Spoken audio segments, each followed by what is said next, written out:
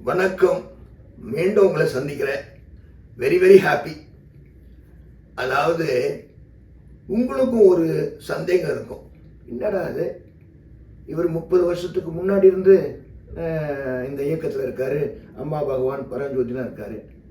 அப்போ இந்த 30 வருஷமா எல்லாரும் 40 மில்லியன் பீப்புள் இருந்தால் கூட இப்போ நம்ம இருக்கிற எத்தனையோ 8 பில்லியன் பீப்புள் உள்ள இடத்துல 440 மில்லியன்ன்றது ஒன்றுமே இல்லை கம்பேர் பண்ணால். அப்படி இருக்கும்போது எதுக்கு அருமையாச்சு இவ்வளவு சக்தி வாய்ந்தவர், இவரை விட சக்தி உயர்ந்தவர் யாருமே இல்லை உலகத்தில். கடவுள் இல்லைன்னா கூட அவர் ரொம்ப மிக சக்தி வாய்ந்தவர் இல்லையா, பல விதத்தில் பண்ணிக்கலாமே என்ற ஒரு எண்ணம் உங்களுக்கு இருக்கும் உள்ளுக்குள்ள.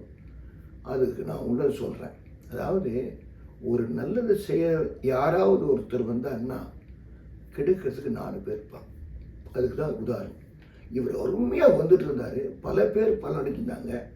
அந்த நேரத்தில் இந்த மீடியா ஆகப்பட்டது அவருடைய பெயரை கலகம் பண்ணிட்டாங்க. கல்கி பகவான் அது இதுன்னு எதுவுமே இல்லை. அவர் பரிசுத்தமான மனிதன். பணம் ஒன்று தான் இருக்குது, பொறாமையும் அந்த வெறும். அதுவும் இல்லாமல் மீடியாவில் வந்து எப்படின்னா, ஒருத்தரை பற்றி நீ நல்லா புகழ்ந்து பேசும்போது அது கொஞ்சம் பேர் பார்ப்பாங்க, அதுக்கு வரக்கூடிய வருமானம் ரொம்ப குறைவாக இருக்கும். இது மீடியா நல்லா ஓடணும்னா ஏதாவது நல்லா போகிற ஒரு பர்சனை பற்றி கெட்டதாக எழுதும், அதுதான் பயங்கர வளமம். அப்படி பண்ணி பண்ணி பண்ணி அவங்க ரொம்ப பார்த்தாரு பகவான், 2 நிமிஷம் பார்த்தாரு. அதனால் இது வந்து அவங்களுடைய மக்களே, தெரிந்த மக்கள் அவங்களே கண்டுபிடிச்சி அவங்க மட்டும்தான் இதுக்கு பலனாக இருக்காங்க. அவரால் ஒன்றும் பண்ண முடியல. அதுக்கு மேலே பண்ணும்போது இன்னும் சுத்தமாக அவர் உதவி ஒன்றுமே பண்ண முடியாதாயிடும். அதனால் பார்க்காம கூட இருந்திருக்காரு சில வருஷங்கள். உள்ளுக்குள்ளேயே இருந்து இந்த வேலைகள் நேரத்துக்கெல்லாம் அனுப்பிச்சிட்டு இருந்தார். அதுக்கு பிறகு அதே இவங்க கொஞ்சம் கண்டுபிடிச்சி அந்த டைமில் வந்து பல பாட்டு பாடுறவங்க, அப்புறம் சில இசையமைப்பாளர்கள், நடிகர்கள், ப்ரொடியூசர்ஸ், இவங்கெல்லாம் பெனிஃபிட் நல்லபடியாக பலனிச்சாங்க. மீடியாவில் இந்த மாதிரி எழுதி இதெல்லாம் பண்ண உடனே அது வந்து வெளியில் வந்துட்டாங்க. ஆனால் அவங்களுடைய நிலைமையெல்லாம் இப்போ நினச்சி கூட ஏன்டா அவங்க விட்டு வந்துட்டோம் அப்படின்னு கதறாங்க. சொல்லக்கூடியது நான் யாருன்னு ஓஹோன்னு வந்து அவங்க ரொம்ப சாதாரணம் இருந்த ஒரு பாடகிங்க அவங்கெல்லாம் வந்து எங்கேயோ புகழுக்கு வந்துட்டாங்க. கடைசியில் பார்த்தா பயங்கர துன்பங்கள், காப்பாற்றுறதுக்கு யாரு மேலே மனதாரையே அழிஞ்சிக்கிட்டு இருக்காங்க. இன்னி வரைக்கும் இப்போ இருக்காங்க ப்ரெசென்ட்டில். அதனால் ரொம்ப சொல்ல விரும்பலை. காரணம் வந்து அழிவின் காரணம் வந்து விளம்பரமும் மீடியாவும் மிக பண்ணிடுச்சு.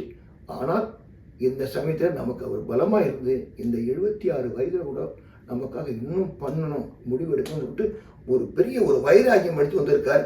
என்ன மாதிரி பல பேர் உருவாகி காப்பாற்றுவாங்க. நீங்களும் அதில் ஒருத்தராக இருக்கணும். நமக்கு மற்றவங்களை பற்றி எது பிரச்சனையும் இல்லை. நீங்கள் பாருங்கள், அனுபவம் இதில் வந்து ஒரு விஷயம் இல்லை. திரும்ப திரும்ப சொல்கிறது, ப்ராக்டிக்கல் வேறு, தியரி வேறு. நம்ம நிஜமாக நடந்துக்கிற விஷயம் வேறு.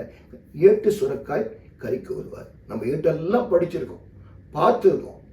அதனால தான் அவங்கெல்லாம் அதை நம்பலை யாருமே. நல்லது நிறைய பேர் நல்லது செய்வாங்க, நல்லது நல்லவனாகவே இருப்பான். ஆனால் நிறைய அவனுக்கு சோதனைகள் வரும்.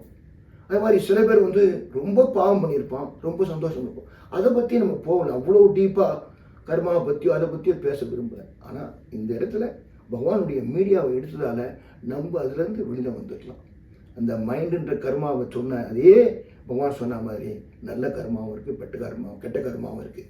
இதுக்கெல்லாம் மீடியா ஒரு பெரிய ஒரு கெட்ட செயல் செஞ்சு அதனால தான் இத்தனை வருஷம் பண்ணல. இப்போ இதே மீடியா எனக்கு ஒரு வாய்ப்பு கொடுத்து அது மூலிமா அந்த உலகத்துக்கு தெரிவித்து அந்த முகமுடியை கிழித்து இது பொய் பிரச்சாரத்தால் எப்படி நசுக்கி அழிக்கப்படுதுன்றதுக்கு நான் ஒரு உதாரணம். எனக்கும் அவங்களுக்கு எந்த விதமான சம்பந்தம் இல்லை. ஆனால் இந்த ஒரு வாய்ப்புக்காக உங்களுக்காக நான் நன்றி சொல்லி இந்த இடத்துல ரொம்ப ரொம்ப சந்தோஷம். எல்லோரும் நல்லா இருக்கணும். தேங்க்யூ. நன்றி.